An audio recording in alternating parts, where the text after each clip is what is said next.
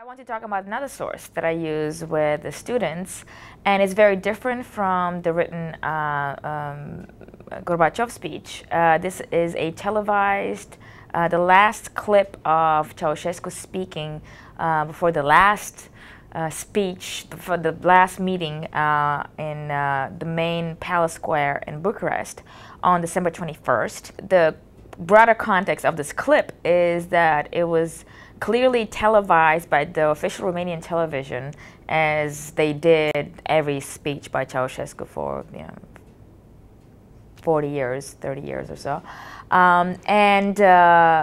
It turns sour, and it all happens in front of the camera.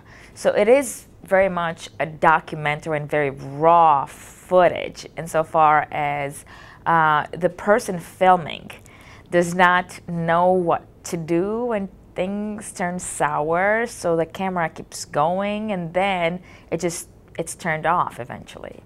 Because we don't know what's happening behind the camera and why it's turned off, whether the person gets afraid of having this on tape, or whether somebody steps behind and says, okay, you're done shooting. We don't know that. But we do see this really powerful moment. It starts with a sweeping view of the crowds. We see the crowds, and of course we don't see people individually. We see just kind of that there are people and lots of heads with flags, with the usual placards that say "Long live Ceausescu" and "Long live the Romanian Communist Party," various forms of that. And so the camera pans from them, as usually would. People chanting, and you can hear the chant. It's the usual chant, which is Ceausescu pe cere, which means Ceausescu and the Romanian Communist Party. It was this kind of rhythmic thing that people were to do. People were brought to these meetings from the workplaces on various occasions, and they would be organized by where they came from their factory or institution. Their placards would be given to them by the secretary, party secretary from their particular unit, who would also stand with them there and would begin the chanting. So if you were part of the crowd, you basically were sort of, kind of commanded to participate in a particular way, right? People didn't just start or stop. When they wanted, there was a signal given and there was a text given, and you basically went along. Not everybody went along, but enough people went along that you absolutely hear this very clearly, right? And I would say there was, a direct relationship between how close you were physically to the party secretary and how much you would end up chanting, right? There's always plainclothes, securitate, secret police agents milling around to make sure nobody was doing anything crazy, that everything was okay. And of course, the knowledge of these people being in the crowd would also encourage a lot of people to just go along with what was happening, and not just attend silently. So then the camera pans to Ceausescu, and Ceausescu appears. And you immediately know something is different if you know Ceausescu. Now, if you've just seen him for the first time, he's just a creepy old man with an Astrakhan hat. However, and not very charismatic, contrast between him and Gorbachev, who was very charismatic. He starts speaking, and his voice is not full. He usually spoke with a very loud, very clear voice. His voice is cracking up. And he's looking around, and he's unsure of what he's doing.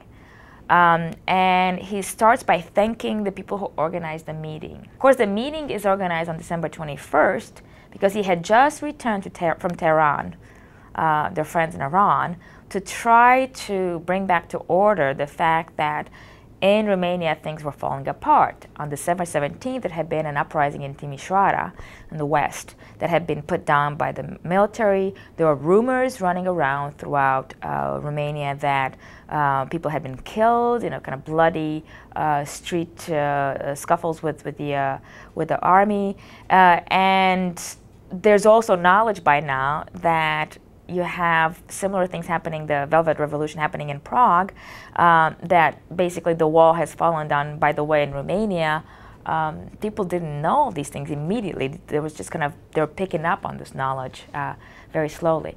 So he brought together this meeting as a way to control the crowd. And so when he's thanking the organizers for this meeting, he's in a way signaling that he wants to make sure people are advised that the forces of order are out there in the meeting, and they will keep the crowd pacified. Right? And as he speaks, something amazing happens. That's the thing that I want the students to see, which is they get quiet. The people get quiet. And as he speaks, you start hearing something. And it's louder and louder and louder, and they're booing him. Right? And it's something that sounds not human. It sounds almost like a machine. You're not sure. Well, it is booing. And of course, what's remarkable about it is that never ever ever happened before. And because of that, because people had been brought in the square many times before, the scenario was repeating itself, but this had never happened before. It was a moment of literally just breaking up the dam. There was an emboldening that happened, and there is, of course, this scholarship on the psychology of the crowd, that when a person sees 10,000 others do something spontaneously, they feel like they have the power to do it as well. And there's no greater evidence than this particular little clip, because clearly people are just going crazy. And Ceausescu doesn't know how to react. He's caught unawares, and you could see it on his face. I don't know if there is a fellow that appears behind him and the balcony and whispers something to him, a plainclothes Securitate guy. He, by that point, is off camera. The camera moves and pans back to the building and the population, but you could hear him. And he is trying to just quiet down the population, saying, "Allo, allo," which means, hey, hey, calm down. Kind of like a teacher or a parent who is upset with his children. And he really has this very paternalistic tone in his voice. And next thing, he's gone. So he tries to pacify people. This guy comes from the balcony, and then he's gone. And that's it. That's the last time that Ceausescu's seen in public.